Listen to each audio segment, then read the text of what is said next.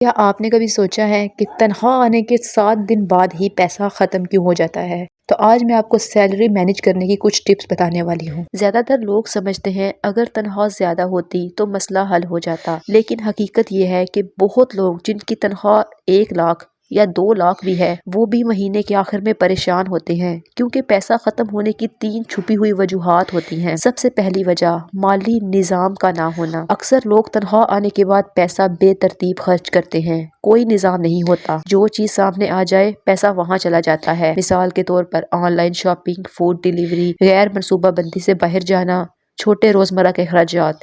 یہ چھوٹی چھوٹی چیزیں مل کر مہینے کے اندر بڑا پیسہ کھا جاتی ہیں، اور پھر انسان حیران ہوتا ہے، میں نے تو کچھ خاص خرچ بھی نہیں کیا۔ لیکن مسئلہ یہ ہے کہ بغیر انتظام کے پیسہ ہمیشہ ختم ہو جاتا ہے۔ دوسری وجہ بچت آخر میں کرنا۔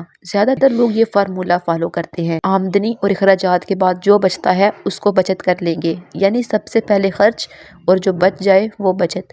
لیکن حقیقت یہ ہے اگر آپ بچت آخر میں کرتے ہیں تو اکثر کچھ بھی نہیں بچتا۔ اس لیے کامیاب لوگ مختلف فارمولہ استعمال کرتے ہیں، یعنی پہلے بچت الگ رکھتی جاتی ہے اور باقی پیسہ اخراجات کے لیے استعمال ہوتا ہے۔ تیسری وجہ لائف سٹائل انفلیشن۔ جب تنخواہ تھوڑی سی بڑھتی ہے تو لائف سٹائل بھی اس سے زیادہ تیزی سے بڑھ جاتا ہے۔ مثلا تنخواہ 40,000 تھی تو سادہ زندگی تھی، تنخواہ 60,000 ہوئی تو نیا فون، زیادہ شاپنگ، زیادہ باہر جانا، اور نتیجہ آمدنی بڑھی لیکن بچت پھر بھی زیرو۔ اسے لائف سٹائل انفلیشن کہتے ہیں۔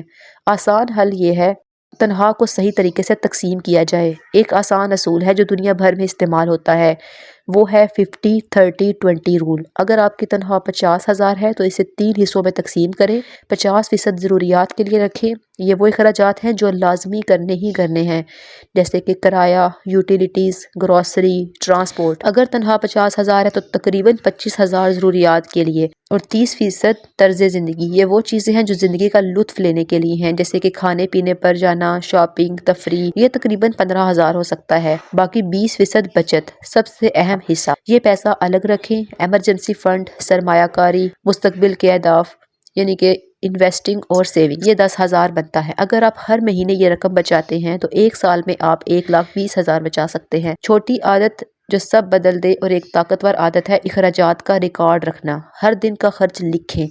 جب آپ 7 دن بعد اپنی لسٹ دیکھیں گے تو آپ کو پتہ چلے گا کہ پیسہ اصل میں جا کہاں رہا ہے۔ یہ عادت آپ کو مالی طور پر باخبر بناتی ہے۔ تو اگر تنخواہ 7 دن میں ختم ہوتی ہے تو اس کا یہ مطلب نہیں کہ آپ کم کما رہے ہیں، اکثر اس کا مطلب ہوتا ہے کہ کوئی بجٹ سسٹم ہی نہیں ہے، آپ کو بچت کی عادت ہی نہیں ہے، بے قابو خرچ کر رہے ہیں۔ تو اگر آپ صرف ایک چیز نافذ کریں، یعنی کہ تنخواہ کو تقسیم کرنے کا اصول، تو دھیرے دھیرے آپ کی مالی زندگی مستحکم ہو سکتی ہے۔ پیسہ کنٹرول کرنا سیکھیں، ورنہ پیسہ آپ کو کنٹرول کرتا رہے گا۔ اگر آپ چاہتے ہیں کہ آپ کی تنخواہ کبھی بھی 7 دن میں ختم نہ ہو تو اس چینل کو سبسکرائب کریں۔ یہاں ہم سادہ اور عملی طریقوں سے منی مینجمنٹ اور مالی نظام سیکھتے ہیں، کیونکہ مالی آزادی صرف زیادہ پیسہ کمانے سے نہیں آتی، پیسہ صحیح طریقے سے مینیج کرنے سے آتی ہے۔